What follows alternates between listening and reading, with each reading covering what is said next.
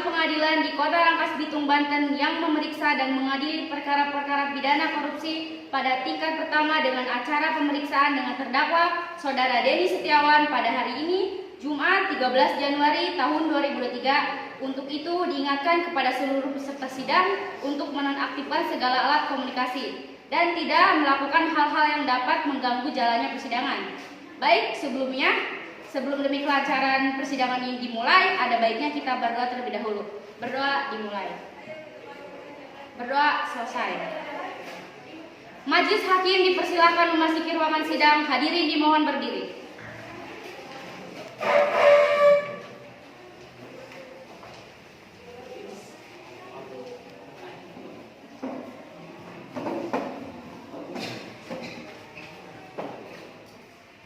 Kepada terdakwa dan penasihat hukum dipersilakan untuk masuk ke dalam ruang sidang.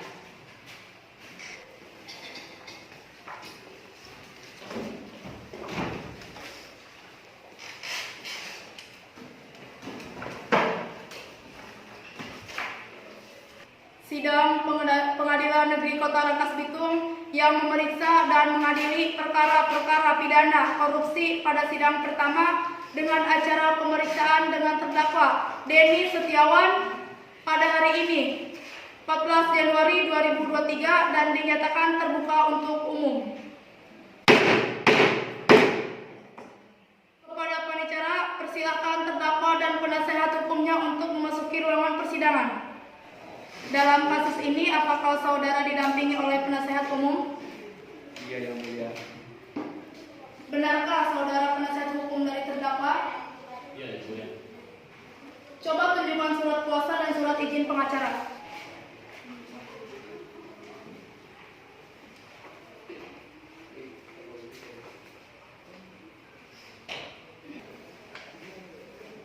Baiklah, saat ini perkara saudara akan dipersidangkan di Pengadilan Negeri Rangkas Bitung. Jadi segala sesuatu yang terjadi dalam persidangan ini tolong Anda dengarkan dengan baik. Selanjutnya, Hakim Ketua memerintahkan jaksa penuntut umum untuk membacakan dakwahnya. Kepada jaksa penuntut umum dipersilakan untuk membacakan dakwaannya. Siap, Yang Mulia. Dalam kasus ini terdakwa didakwa dengan dakwa Undang-Undang Nomor 31 Tahun 1999 Pasal 2 Ayat 1 tentang tindak pidana korupsi.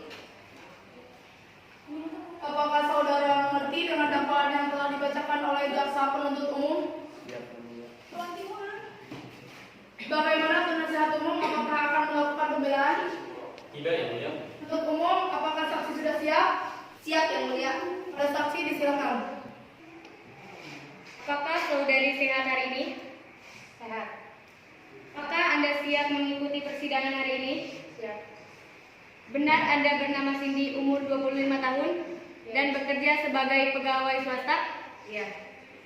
Baiklah, berdasarkan pasal 160 ayat 3 kutip, sebelum Anda diminta keterangannya, Anda harus sumpah dulu. Anda siap? Siap, Yang Mulia.